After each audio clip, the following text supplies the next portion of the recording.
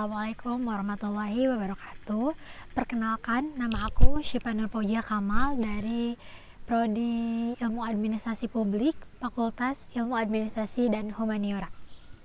Logika berasal dari bahasa Yunani kuno yaitu logos, yang berarti kata, ucapan, atau alasan. Dalam konteks ini, maksud dari logos dapat diartikan sebagai hasil pertimbangan akal pikiran yang diutarakan lewat kata dan dinyatakan dalam bahasa. Sebagai ilmu, logika disebut dengan logika episteme, atau ilmu pengetahuan logika yang mempelajari kecakapan untuk berpikir secara lurus, tepat, dan teratur. Ilmu di sini mengacu pada kemampuan rasional untuk mengetahui dan kecakapan yang mengacu pada kesanggupan akal budi untuk mewujudkan pengetahuan ke dalam tindakan. Kata logis yang dipergunakan tersebut bisa juga diartikan dengan masuk akal. Logika secara luas dapat didefinisikan sebagai pengkajian untuk berpikir secara valid. William Alston mendefinisikan logika sebagai studi mengenai penyimpulan, tepatnya usaha untuk menentukan kriteria-kriteria yang mampu membedakan penyimpulan yang valid dan yang tidak valid.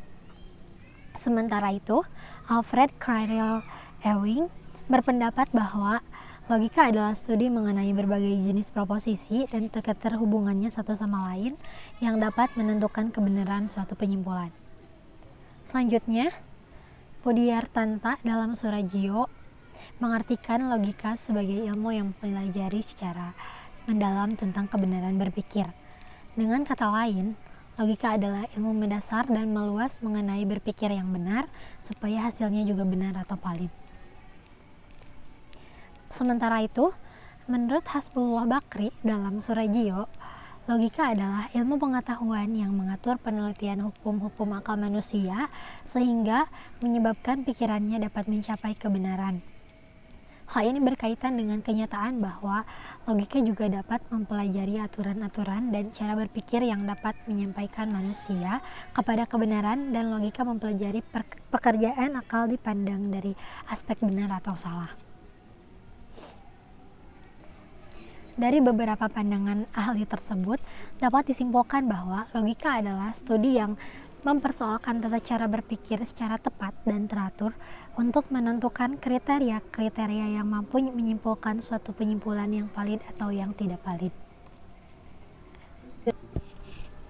Selanjutnya, ada objek kajian logika, yaitu terdapat dua objek dari suatu kajian logika, di antaranya material dan objek formal. Objek material adalah suatu bahan yang menjadi tinjauan penelitian atau pembentukan pengetahuan itu. Objek material ini dapat menyangkut apa saja, baik yang konkret maupun hal yang abstrak. Sebagai ilmu, logika disebut dengan logika episteme, atau ilmu pengetahuan logika yang mempelajari kecakapan untuk berpikir secara lurus, tepat, dan teratur. Ilmu di sini mengacu pada kemampuan rasional untuk mengetahui dan kecakapan yang mengacu pada kesanggupan akal budi untuk mewujudkan pengetahuan ke dalam tindakan. Kata logis yang dipergunakan tersebut bisa juga diartikan dengan masuk akal. Logika secara luas dapat didefinisikan sebagai pengkajian untuk berpikir secara valid. Yang kedua, ada logika ilmiah. Maksud dari logika ini adalah kinerja nalar manusia yang mempertajam pikiran dan akal budi manusia. Dengan adanya logika ilmiah ini, maka akal budi manusia dapat bekerja dengan lebih tepat, teliti, mudah, dan aman, sehingga terhindar dari kesesatan berpikir atau setidaknya mengurangi kemungkinannya. Logika dalam pengertian sempit dan luas. Dalam arti sempit, logika dipakai searti dengan logika deduktif atau logika formal. Sedangkan dalam arti luas, pemakaiannya mencakup kesimpulan-kesimpulan dari berbagai bukti dan tentang bagaimana sistem penjelasan disusun dalam ilmu alam, serta meliputi pula pembahasan mengenai logika itu sendiri. Yang kedua, logika deduktif dan induktif. Logika deduktif adalah cara berpikir dengan menggunakan premis-premis dari fakta yang bersifat umum ke khusus yang menjadi kesimpulannya. Sementara itu, Logika induktif merupakan cara berpikir dan berdasarkan fakta-fakta yang bersifat khusus terlebih dahulu dipakai untuk menarikan kesimpulan. Yang ketiga, ada logika formal atau minor dan logika material atau mayor. Logika formal mempelajari asas, aturan, atau hukum-hukum berpikir yang harus ditaati agar orang dapat berpikir dengan benar dan mencapai kebenaran. Sedangkan logika material mempelajari langsung pekerjaan akal serta menilai hasil-hasil logika formal dan mengujinya dengan kenyataan praktis yang sesungguhnya, mempelajari sumber-sumber dan asalnya pengetahuan, alat-alat pengetahuan, proses terjadinya pengetahuan, dan akhirnya merumuskan metode ilmu pengetahuan itu. Misalnya, dalam ilmu psikologi, manusia itu adalah objek material, sedangkan perilaku atau kegiatan akal budinya adalah objek formal. Objek formal adalah sudut pandang yang ditujukan pada bahan dari penelitian atau pembentukan pengetahuan itu, atau sudut dari mana objek material itu disorot. Contohnya, berpikir adalah objek material logika. Namun demikian, yang dimaksud dengan berpikir di sini adalah kegiatan pikiran. Akal budi manusia, dengan berpikir manusia mengolah dan mengerjakan pengetahuan yang telah diperolehnya. Yang keempat, logika murni dan terapan. Logika murni merupakan pengetahuan mengenai asas dan aturan logika yang berlaku umum pada semua segi dan bagian dari pernyataan-pernyataan dengan tanpa mempersoalkan arti khusus dalam sesuatu cabang ilmu dari istilah pernyataan yang dimaksud. Logika terapan adalah pengetahuan logika yang diterapkan dalam setiap cabang ilmu, bidang-bidang filsafat, dan juga dalam pembicaraan yang menggunakan bahasa sehari-hari. Yang kelima, logika filsafati dan matematik. Logika filsafati merupakan ragam logika yang mempunyai hubungan erat dengan pembahasan dalam bidang filsafat, seperti logika kewajiban dengan etika atau logika arti dengan metafisika. Sedangkan logika matematik menelaah penalaran yang benar dengan menggunakan metode matematik serta bentuk lambang yang khusus dan cermat untuk menghindarkan makna ganda. Lalu ada manfaat logika, di antaranya membantu setiap orang untuk berpikir secara rasional, kritis, lurus, tepat, tertib, metodis. Dan yang kedua, meningkatkan kemampuan berpikir secara abstrak, cermat, dan objektif. Yang ketiga, menambah kecerdasan dan meningkatkan kemampuan berpikir secara tajam dan mandiri. Yang keempat, meningkatkan cinta akan kebenaran dan menghindari kekeliruan serta kesesatan. Selanjutnya, ada macam-macam logika. Yang pertama ada logika alamiah. Maksud dari logika alamiah adalah proses kerja akal budi manusia yang berpikir secara tepat dan lurus sebelum dipengaruhi oleh keinginan-keinginan dan berbagai kecenderungan yang subjektif. Logika ini dimiliki manusia sejak lagi dan dapat dipelajari dengan proses belajar dan penerapan dalam kehidupan nyata. Macam pembagian logika. Yang pertama, logika artifisialis. Meskipun potensi manusia telah memiliki kemampuan menggunakan logika, tetapi kadangkala dapat tersesat apabila memikirkan masalah-masalah yang rumit. Untuk menolong manusia dalam berpikir agar tidak tersesat, maka manusia membuat logika buatan. Yang kedua, logika tradisional merupakan suatu bentuk formal logik yang mempelajari asas dan penyimpulan yang sahih menurut bentuk penalaran saja. Ada hubungan-hubungan dalam logika. Hubungan dalam logika itu ada 6 macam. Yang pertama, hubungan independen, yaitu dua pernyataan mempunyai hubungan independen manakala keduanya menampilkan permasalahan yang sama sekali terpisah.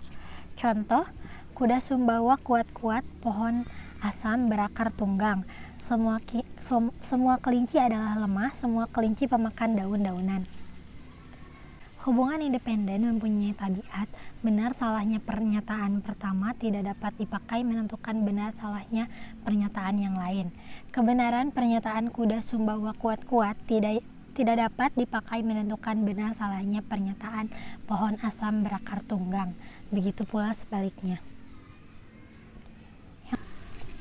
Yang kedua, ada hubungan ekuivalen.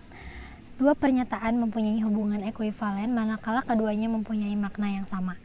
Contoh, semua besi adalah logam, sebagian logam adalah besi. Sebagian cendekiawan menjadi menteri, sebagian cendekiawan bukan tak menjadi menteri. Hubungan ekuivalen mempunyai tabiat benar salahnya pernyataan yang satu menentukan benar salahnya pernyataan yang lain. Dengan perkataan lain, bila pernyataan yang satu benar, maka benar pula pernyataan yang lain. Bila pernyataan yang satu salah, yang lain mengikuti juga. Yang ketiga, ada hubungan kontradiktori atau pertentangan. Dua pernyataan mempunyai hubungan kontradiktori manakala keduanya terdiri term subjek dan predikat yang sama tetapi berbeda dalam kualitas maupun kuantitasnya. Hubungan kontradiktori terdapat antara pasangan pernyataan A dan O atau pasangan E dan I.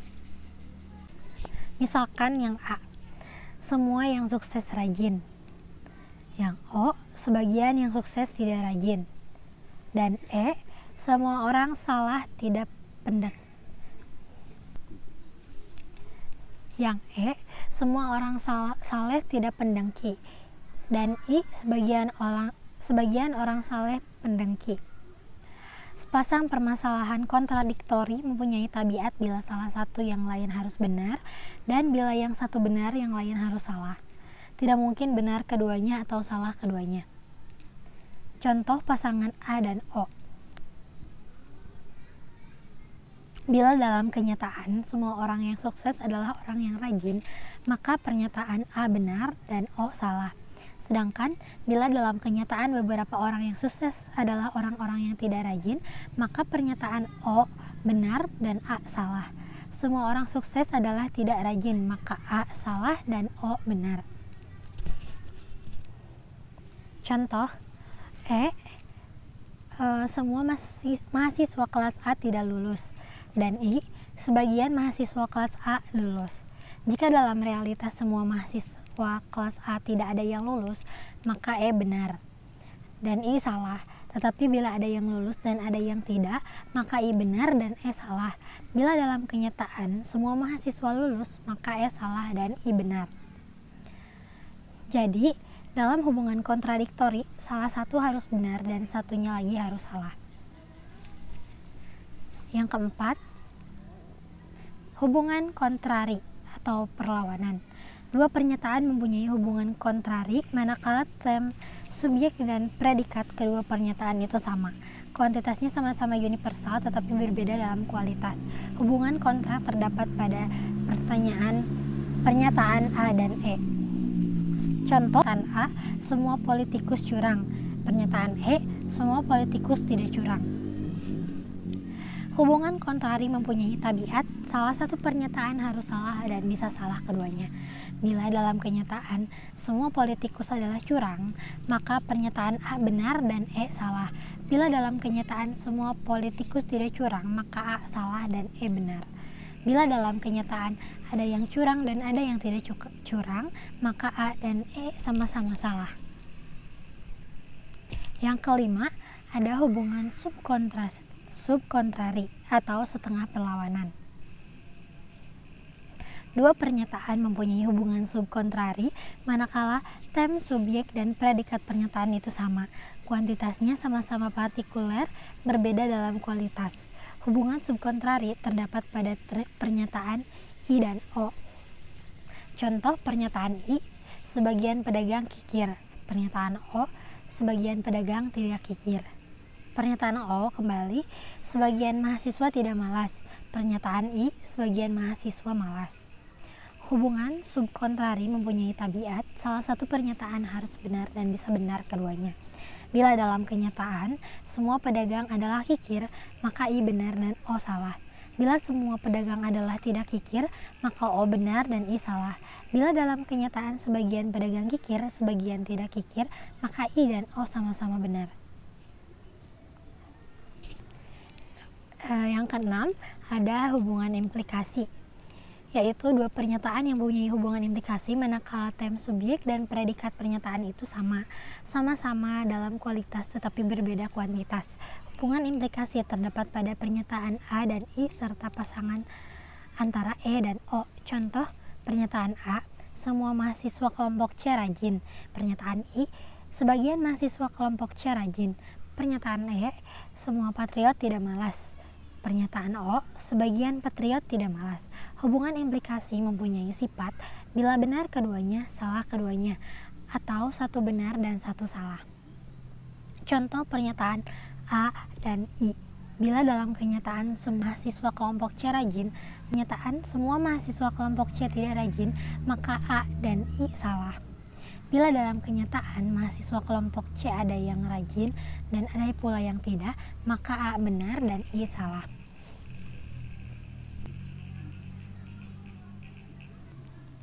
Pernyataan singular.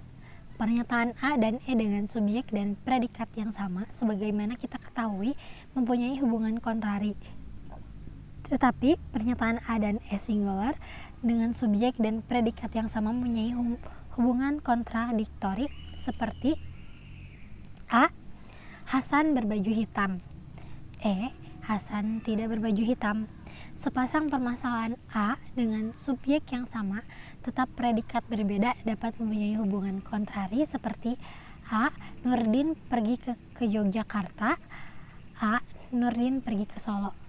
Sepasang permasalahan A dengan subjek sama tetapi predikat berbeda dapat juga mempunyai hubungan independen, seperti A, Nurdin pergi ke Yogyakarta, dan B, Nurdin anak cerdas. Yang selanjutnya ada hukum-hukum logika. Yang pertama, hukum identitas. Hukum identitas menyatakan bahwa kalau satu pernyataan benar, maka pernyataan itu benar, atau setiap proposisi berimplikasi atau berarti dirinya sendiri. Misalkan, A berimplikasi A. Mungkin kelihatannya hal ini sepele, tetapi seperti dicatat Gordon Clark, alangkah anehnya di dunia jika hukum ini tidak berlaku, karena dunia ini akan menjadi dunia yang tidak memiliki konsep identitas atau kesamaan. Yang kedua, ada hukum tidak ada jalan tengah. Hukum tidak ada jalan tengah menyatakan bahwa segala sesuatu haruslah apa adanya atau tidak, atau segala sesuatu adalah A atau bukan A. Dengan kata lain, misalnya, sebuah batu haruslah keras atau tidak keras, diam atau tidak diam. Namun bagaimana dengan penumpang pesawat yang berada dalam pesawat yang sedang terbang? Apakah dia sedang diam atau bergerak? Apakah dia sedang bergerak dan sekaligus diam pada saat yang sama? Apakah hukum ini telah dianggar? Tidak sama sekali, karena tidak mungkin keduanya terjadi secara bersama pada saat itu juga. Dalam hubungan yang sama, untuk memahami hal ini diperlukan sedikit refleksi. Dalam contoh ini, si penumpang sedang diam dalam kaitan dengan pesawat, tetapi sedang bergerak dalam kaitan dengan bumi. Hukum kontradiksi yaitu menyatakan bahwa tidak ada pernyataan yang sekaligus benar dan salah, atau A dan bukan A sekaligus adalah kontradiksi. Yang kedua, ada hukum kontradiksi menyatakan bahwa tidak ada pernyataan yang sekaligus benar dan salah, atau A dan bukan A sekaligus adalah kontradiksi atau selalu salah. Karena itu, tidak mungkin sekaligus A dan bukan A. Hukum ini menyatakan bahwa tidak ada sesuatu apapun yang dapat sekaligus benar dan salah pada saat yang sama dan tempat yang sama. Rumusan Aristoteles terhadap hukum ini menyatakan bahwa satu atribut tidak dapat dimiliki dan tidak dimiliki oleh satu subjek pada saat yang sama dan dalam hubungan yang sama. Tidak mungkin A dan bukan A sekaligus. Sekali lagi, setiap pernyataan yang terbentuk A dan bukan A pasti salah. Setiap pernyataan jamak yang memiliki struktur seperti itu pasti bersifat kontradiksi. Sebagai contoh, pernyataan demikianlah sekarang tidak ada penghubungan bagi mereka yang ada di dalam Hukum kontradiksi adalah hukum yang terutama karena mencakup kedua hukum lainnya. Formulasinya sebagai tidak mungkin A dan bukan A mengasumsikan hukum identitas sebagai benar karena proposisi A selalu berimplikasi berarti dirinya sendiri. Sebagai sebuah disjungsi, hukum ini mengungkap hukum tiada jalan tengah yaitu A atau bukan A. Lebih lanjut, hukum kontradiksi adalah sesuatu yang tidak terelakkan bagi diskursus yang bermakna karena tanpa hukum kontradiksi, maka pembedaan antara kebenaran dan kesalahan akan lenyap dan seiring dengan hilangnya pembedaan itu, maka makna juga lenyap.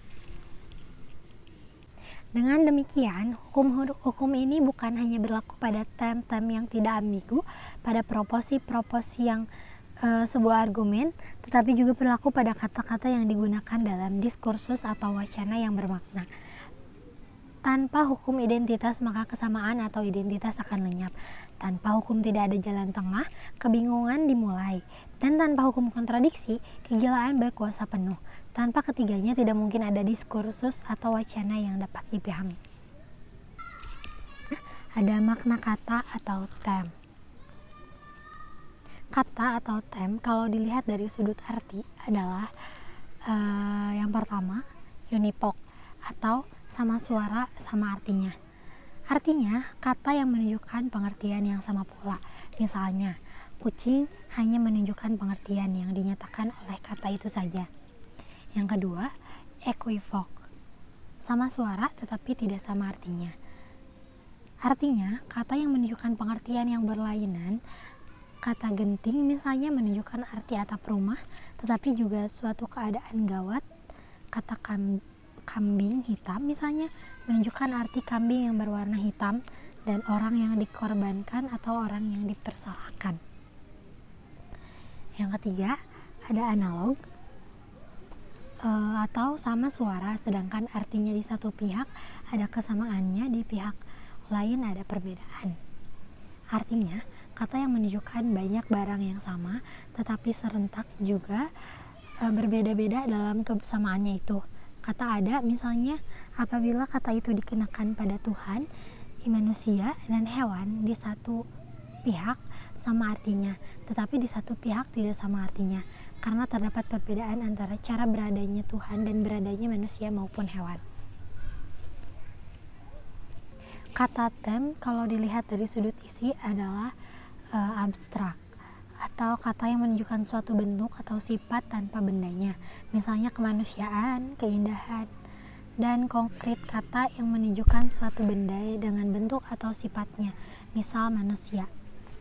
Yang kedua kolektif, kata yang menunjukkan kelompok, misalnya tentara, dan individual, kata yang menunjukkan suatu individu saja, misalnya Dadan atau nama seseorang anggota tentara. Yang ketiga, sederhana, kata yang terdiri dari satu ciri saja, misalnya ada, yang tidak dapat diuraikan lagi, dan jamak, kata yang terdiri dari beberapa atau banyak ciri, misalnya manusia, yang dapat diuraikan menjadi makhluk dan berbudi. Selanjutnya, kata tem kalau dilihat dari sudut luas. Yang pertama ada tem singular. Tem ini dengan tegas menunjukkan satu individu, barang atau golongan yang tertentu, misalnya selamat, orang itu, kesebelasan itu, yang terpandai, dan sebagainya. Yang kedua, tem partikular. Tem ini menunjukkan hanya sebagian dari seluruh luasnya, artinya menunjukkan lebih dari satu, tetapi tidak semua orang, bawahannya misalnya beberapa mahasiswa, kebanyakan orang, 4 orang pemuda, dan sebagainya. Yang ketiga, tem universal. Tem ini menunjukkan seluruh lingkungan dan bawahannya masing-masing, tanpa ada yang terkecualikan, misalnya semua orang, setiap dosen, kera adalah binatang, dan sebagainya. Selanjutnya ada jenis-jenis proposisi. Yang pertama, proposisi berdasarkan bentuknya. Proposisi tunggal merupakan proposisi yang terdiri atas satu subjek dan satu predikat. Misalnya, saya membaca, adik bermain. Yang kedua, proposisi majemuk merupakan proposisi yang terdiri atas satu subjek dan lebih dari satu predikat. Misalnya, Diana belajar matematika dan mendengarkan musik. Proposisi berdasarkan sifat. Yang pertama ada proposisi kategorial, proposisi yang hubungan subjek dan predikatnya tidak memerlukan syarat apapun. Misalnya, semua orang akan mati, semua makhluk hidup membutuhkan makan. Proposisi kondisional, proposisi yang pada hubungan subjek ini dan predikatnya memerlukan syarat tertentu. Misalnya, jika hari mendung maka akan turun hujan. Jika Dina bangun kesiangan maka akan terlambat masuk sekolah. Dalam proposisi kondisional terbagi menjadi dua macam, yakni proposisi kondisional hipotesis dan proposisi kondisional disjungtif atau mempunyai dua pilihan alternatif. Contoh, jika hari ini tidak hujan, dia pasti akan menepati janjinya. Dalam kurung, jika hari ini tidak hujan, dia pasti akan menepati janjinya, atau hipotesis. Dia tidak jadi datang karena sibuk atau malas, atau disjungtif. Proposisi berdasarkan kualitasnya. Proposisi positif atau afirmatif merupakan proposisi yang predikatnya membenarkan subjek. Misal, semua profesor adalah orang pintar. Yang kedua, proposisi negatif merupakan proposisi yang predikatnya tidak mendukung atau membenarkan subjek. Misalnya, tidak satupun tumbuhan memiliki kaki. Proposisi berdasarkan kuantitasnya. Yang pertama, proposisi umum atau universal adalah proposisi di mana predikat mendukung atau mengingkari semua subjek. Misalnya, semua mahasiswa baru harus mengerjakan tugas dari dosen. Yang kedua, proposisi khusus atau partikular adalah proposisi di mana pernyataan khusus mengiyakan yang sebagian subjek merupakan bagian dari predikat. Misalnya, sebagian murid di SD adalah anak orang kaya. Sederhana bisa dibedakan atas 4 macam jenis proposisi, yaitu proposisi universal afirmatif. Proposisi universal afirmatif merupakan pernyataan yang memiliki sifat umum yang membenarkan adanya sebuah hubungan antara subjek dengan predikat, biasanya dirumuskan atau dilambangkan dengan S dan P. Yang kedua, proposisi universal negatif. Proposisi universal negatif yang merupakan pernyataan yang memiliki sifat umum untuk digunakan sebagai pengingkaran atau mengingkari adanya suatu hubungan antara subjek dengan predikat yang bisa dirumuskan dan dilambangkan dengan S dan P. Yang ketiga, proposisi partikular afirmatif. Proposisi partikular ini merupakan pernyataan yang memiliki sifat khusus yang membenarkan adanya sebuah hubungan antara subjek dengan predikat yang bisa dirumuskan atau dilambangkan dengan S dan P. Yang keempat, proposisi partikular negatif. Proposisi partikular negatif merupakan pernyataan yang memiliki sifat khusus untuk mengingkari adanya suatu hubungan antara subjek dengan predikat yang bisa dirumuskan atau dilambangkan dengan S dan P. Itu yang dapat saya sampaikan. Terima kasih. Wassalamualaikum warahmatullahi wabarakatuh.